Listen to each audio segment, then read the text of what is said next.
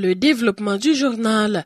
La séance relative à la demande de mise en accusation du président Jovenel Moïse se déroule actuellement à la Chambre basse. 88 députés ont répondu à l'appel nominal, une grande première dans l'histoire du pays. Cette séance est une grande première dans l'histoire politique haïtienne. Selon des spécialistes en droit constitutionnel, la demande de mise en accusation doit être approuvée par 80 députés pour que le Sénat soit saisi automatiquement afin qu'il s'érige en haute cour de justice, question de statuer sur les accusations de crimes de haute trahison portées contre le chef de l'État par les députés de la minorité. À défaut de cette approbation par les 2/3 de l'Assemblée, la demande de mise en accusation du président tombe d'elle-même. Considérant la configuration actuelle de la Chambre des députés, il sera extrêmement difficile de réunir ces 80 votes nécessaires pour la saisine de la haute cour de justice.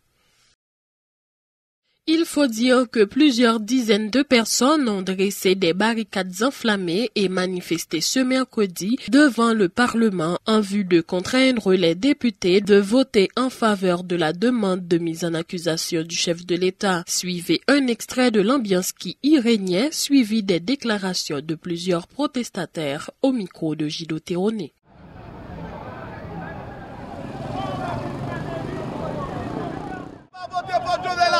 Faut Jovenel aller. Massacre la saline et Jovenel qui voit le faire. Massacre la saline et Jovenel qui voit le faire. Tout le monde a vu la gueule dans la rue. Votez pas voter, faut l'aller.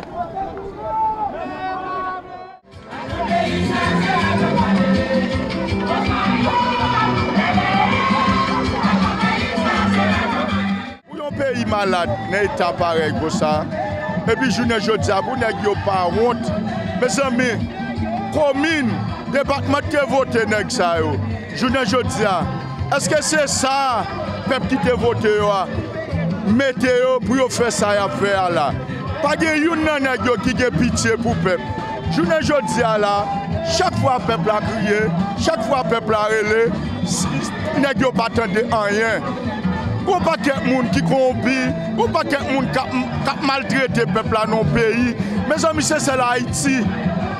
Je ne dis pas là, qui vivent l'état ça. La police, quand elle connaît ses frères, ils sont même vote avec nous, c'est central nous. Nous ne pouvons pas écouter ça, pour nous mettre nous-mêmes avec eux dans la guerre, ni pour venir tirer sur nous, pour nous prendre mauvais balles, pour nous mourir. Par un monde qui prend balle, moi-même qui ai chef, par un cabinet, et de me dépenser. Mais il y a des gens qui prennent balle là pour dire c'est pour il pas capable. Et eux-mêmes tous ces mêmes avec nous, centrales, c'est frères nous, c'est sœurs nous, c'est nous même côté nous sortis. Laisse ça, on va arriver, ça fait mal. Nous faisons tout le temps, nous n'avons pas de misère, nous n'avons pas manger. Dans nos communes, nous n'avons pas de l'eau, nous n'avons pas de centre de santé. Si nous avons un problème, nous n'avons pas même une machine pour mener nous l'hôpital pour Sali. Je dis à des députés aussi, si c'est nous qui te votons, c'est Chavan qui a parlé avant, on l'aime bien. Vous supposez voter contre Jovenel pour Jovenel aller, parce que voler pas contre tout le monde. Nous sommes un groupe minoritaire de 22 députés qui signent l'acte de mise en accusation. Nous venons là devant la population pour nous soutenir cette démarche avec la Constitution nous nous, avec le règlement intérieur et Chambre des députés nous, avec ensemble de lois pays. Et puis montrer à la population à quel niveau que le président Jovenel li fragilise la constitution pays. Donc nous-mêmes, nous demandons des populations pour être debout et pour autant de comportement de chaque député dans ces séances-là. Et nous avons garanti que nous autres de la minorité qualitative, nous allons animer un bon débat avec bon argument en main et la majorité va se trouver face à sa responsabilité pour décider Kembe, M. Jovenel, ou bien décider une fois pour le peuple haïtien, pour dire tout bon vrai, ça ne va pas, il faut prendre une disposition.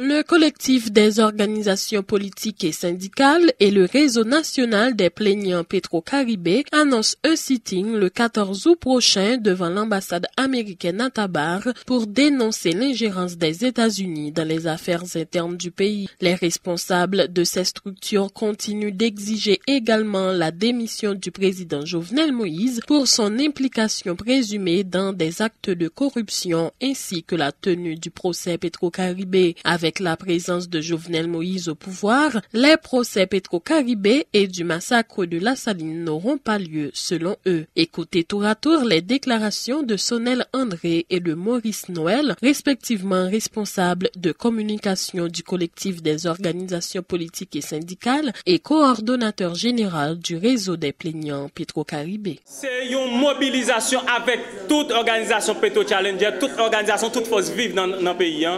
Côté que nous demandons par rapport avec ça qui s'est passé 28 juillet qui s'est passé là, la police pas venir devant l'ambassade américaine. D'ailleurs, nous tous connaissons que c'est une police qui politisée. Nous connaissons M. Jovenel Moïse qui contrôle toute institution dans le pays parce qu'il crasait toute institution pendant ce temps de dire pour le renforcer. Eh bien, nous, la police pas voulait que nous arrivions en bas. Nous écrit la police dit que nous pas d'accord nous arriver devant l'ambassade américaine. Nous connaissons que dans tout pays dans le monde, depuis que la souveraineté est menacée, eh bien, on est capable d'utiliser toute voie de recours justement pour capable demander assistance avec le monde. Eh bien, M. Jovenel Moïse, il politisé. La police lui dit comme ça pour ne pas ban nos papiers, pour ne pas quitter nos rivières là. Eh bien, nous disons qu'il y a fait groupe de 10, groupe de 50, groupe de 20 pour nous capables de arriver devant l'ambassade là, au moins pour nous capables de réunir environ 200 000 personnes devant l'ambassade américaine pour nous capables d'apporter message noir. C'est à partir de 10 h. Le monde, alors tout le pays a réuni, tout le monde dans l'organisation société civile a réuni devant l'ambassade américaine. Napti, si on ne pas venir devant l'ambassade américaine, c'est parce qu'on a protégé le visa, c'est parce qu'on a protégé la résidence, c'est parce qu'on a protégé le green card. Eh bien, nous-mêmes, nous pas gagné, nous avons protégé seulement le pays d'Haïti. Quitter Jovenel Moïse, 2 mois encore dans tête pays d'Haïti, c'est trop bateau.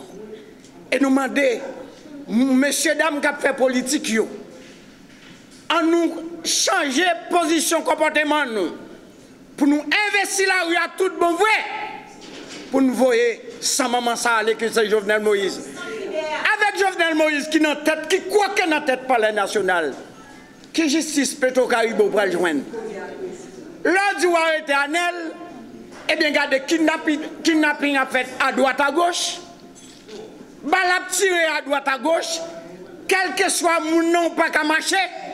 Et puis, on va dire, on prend un et puis c'est fini. Mais même aujourd'hui, nous clair, nous avons demandé à la population, 14 août, à nous faire tant de voix. Nous allons devant l'ambassade américaine pour nous dire, tiens, pas voir département d'État, ambassade américaine dans Port-au-Prince, pour nous dire, nous bouquet avec Jovenel Moïse qui quoi qu'il n'a pas le national. Il est pour que vous quittez Haïti pour un destin en main. Je dis à peuple haïtien qui a choisi le gouvernement. Peuple haïtien qui a choisi le monde qui peut diriger. Je dis à ce n'est pas blanc qui pourra le diriger. Pour vous, qui pourra le dicter. En nous clair. Le commissaire du gouvernement de Port-au-Prince, maître Paul-Héros Villard, a décerné ce mercredi un mandat d'arrêt à l'encontre des présumés chefs de gang Roudli Eteyar, alias Sanson La Familia, et Renel Nelfort, alias Renel Le Récif. Cette décision intervient environ 3 semaines après l'arrêt ordonnance rendu par la Cour d'appel de Port-au-Prince sur cette affaire et plus d'1 an après l'arrêt de la Cour de cassation annulant le jugement rendu le 17 avril 2015 par le très controversé juge Lamar Bélisaire qui avait libéré les 2 hommes au cours d'un procès expéditif. Les présumés chefs de gang Roudli Eteyar alias Sanson La Familia et Renel Nelfort alias Renel Le Récif sont inculpés d'enlèvement et de séquestration, blanchiment des avoirs, trafic illicite de drogue, assassinat et association de malfaiteurs. À rappeler que le juge Lamar Bélisaire a été mis à pied en novembre 2017 par le Conseil supérieur du pouvoir judiciaire pour mauvais comportement dans le système et abandon de poste. Le journaliste Luxon Saint-Ville a été l'objet d'une attaque armée à Léogane hier soir. Son véhicule a reçu plusieurs projectiles. Ses impacts de balles étaient clairement visibles sur sa voiture. Le reporter de Loup Haïti, qui dit avoir eu de justesse la vie sauve, explique que l'attaque s'est produite alors qu'il était descendu de la voiture qui ne roulait pas trop bien afin d'en vérifier les causes. Le confrère confirme par ailleurs avoir été l'objet de menaces à travers des SMS envoyé sur son téléphone il y a un peu plus de mois. L'Office de la protection du citoyen, la Fondation Terre des Hommes Lausanne et Avocats sans frontières Canada ont procédé ce mercredi au lancement du projet baptisé Mécanisme de plainte et lutte contre l'impunité en Haïti. La cérémonie s'est déroulée dans les locaux de l'OPC à Bourdon en présence notamment des responsables de l'institution, de la Fondation Terre des Hommes Lausanne et Avocats sans frontières, de la directrice générale de l'IBERS. Ce projet qui s'étendra sur une période de 10 mois est financée par la Minujuste à hauteur de 93 600 $ américains, vise à contribuer à une meilleure protection des droits de l'homme, principalement des personnes en situation de vulnérabilité. Pour ce faire, les partenaires dans le cadre de ce projet entendent améliorer le mode de fonctionnement de la structure de coordination du groupe de protection au sein de l'OPC. Renan Edouville est le protecteur de la citoyenne et du citoyen. De ce projet, mécanisme de plainte et lutte contre l'impunité en Haïti. C'est un projet qui va justement être implémenté par Terre des Hommes, qui est appuyé par nos amis de la Minujuste et l'OPC, bien évidemment, en tant qu'institution nationale de protection, de promotion des droits humains, chargée de travailler avec toutes les parties prenantes impliquées dans la question des droits de l'homme. Eh bien, l'OPC sera aux côtés de Terre des Hommes dans l'implémentation de ce projet. Nous avons justement adopté tout récemment, avec l'appui de Avocats sans frontières, un manuel de procédure des plaintes. C'est pour vous dire qu'on est réellement mobilisé sur cette question. C'est l'occasion pour moi de dire, mes très chers amis, que l'impunité liée à la corruption est la cause de tous les maux en Haïti. Le dépôt de plainte est une responsabilité citoyenne. Quand des cas de violation des droits humains sont enregistrés, nous avons pour obligation, au niveau des structures étatiques, d'accompagner, de faciliter aux victimes d'avoir accès à la justice. Et vous, membres de la société civile, c'est une responsabilité, c'est un devoir, parce qu'on ne saurait en aucune façon construire une société axée sur l'impunité, sur la corruption, sur l'oubli. Les cas de violation des droits humains doivent être répertoriés. Les cas de violation des droits humains doivent être analysés. Les victimes, qu'elles soient des victimes directes, qu'elles soient des victimes indirectes ou bien des victimes par ricochet, nous devons les accompagner pour qu'elles puissent obtenir justice, réparation et, je pourrais même dire, de façon beaucoup plus générale, un accompagnement victimologique. C'est ce travail que nous faisons ensemble avec Avocats sans frontières, avec l'IBERS, avec le support de la brigade de protection des mineurs qui est là pour nous accompagner dans la lutte pour la protection des droits de l'enfant, mais avec vous également, membres de la société civile. Le respect des droits de l'homme en Haïti reste un défi majeur. Le chef AI de la délégation de la Fondation Terre des Hommes Lausanne, Daniel Yodé, en est conscient. Voilà pourquoi il a insisté sur la nécessité de mettre en place des mécanismes efficaces pour prévenir et réprimander les actes relatifs à la violation des droits de l'homme dans le pays. Le projet Mécanisme de plainte et lutte contre l'impunité en Haïti concerne les départements de l'Ouest, du Sud et du Nord-Est. Écoutez à son tour Daniel Yodé. Les données statistiques des Nations Unies datant de 2019 donnent à réfléchir. En ce moment même, la population carcérale en Haïti totalise 11 684 personnes sur le site Insider Prison. Seulement 2,5 mètres carrés d'espace sont disponibles par détenus sur 4,5 mètres carrés recommandés par l'ONU. De plus, le problème de la détention préventive prolongée prive les individus de leur liberté depuis longtemps et le manque de connaissance totale des mécanismes de plainte, car les personnes victimes encore réticentes à porter plainte pour faire valoir leurs droits sont autant de problèmes structurels qui mettent en faiblesse l'appareil judiciaire haïtien. Les conséquences sont dévastatrices. 85% des personnes affectées ne savent pas comment adresser leurs plaintes aux institutions concernées. Confrontés à la pauvreté et démunis, 75% d'entre eux ne croient plus en notre justice. Chers invités, aucun pays n'est a priori protégé du risque de l'impunité. Nous le savons tous.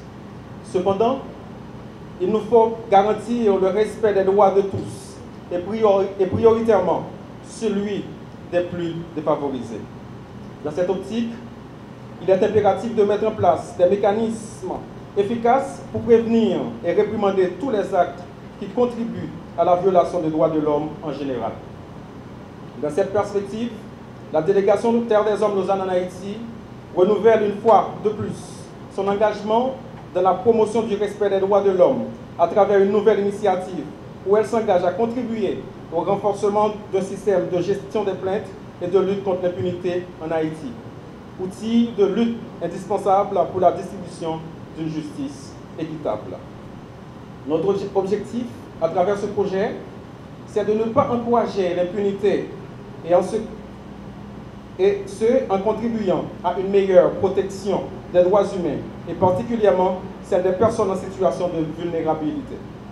Nous allons donc, avec nos partenaires étatiques, la société civile nationale et les acteurs internationaux, travailler ensemble pour mettre sur pied un système de référencement des cas de violence, d'abus et de crimes perpétrés sur toutes les personnes dans les communautés. Il est nécessaire d'intervenir avec une extrême rapidité dans le souci de construire un environnement sécurisé et sécuritaire pour les familles et la population en général. C'est le temps d'une pause, on vous revient.